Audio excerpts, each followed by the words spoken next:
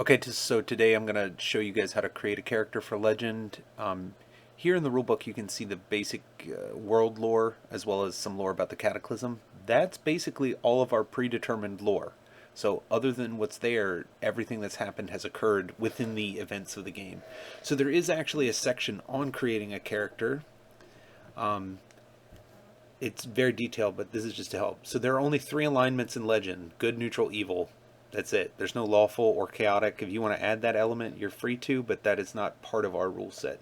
So the first thing you need to pick is a fantasy race. Now, if you don't want a garb requirement or anything like that, which is like a costume requirement, then I would just just be a human. Otherwise, there are plenty of races to play, and you can always submit one to character creation or whatever, or to the rules committee if you want to create one.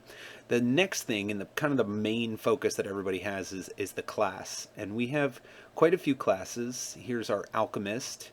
I mean, we are a leveling system, which means that each event that you come out to, you're going to gain an experience credit, which will basically help you to level up. And there are two types of classes. There are spellcasters and martial classes. The bard here is a spellcaster class. Going back to credits, you will not ever gain credits for anything other than basically participation. So here's the garb requirement. You can see that bards have to carry a musical instrument or storybook that has to be visible. It details their armor level, their weapons and shields and such. And then scrolling down, because the next two classes are also spellcasters, we can see the monk. The monk is a martial class. They have to wear a gray sash around the waist or over the shoulder.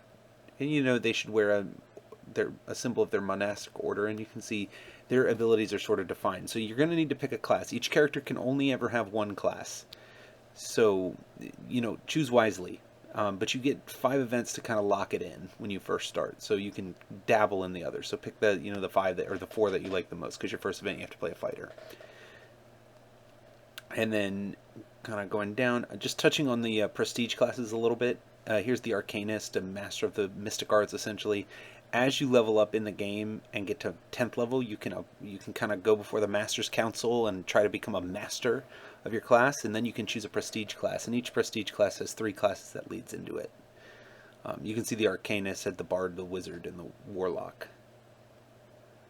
And then lastly is the background skill.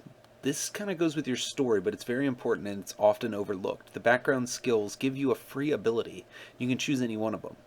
So make sure you pick one. And they do have a garb requirement. So, if you being a mercenary, is going to give you a different play style than if, for instance, you were playing somebody with a linguistic background, which allows you to speak languages and things like that. So make sure you are looking at the garb requirements for those background skills and choosing one.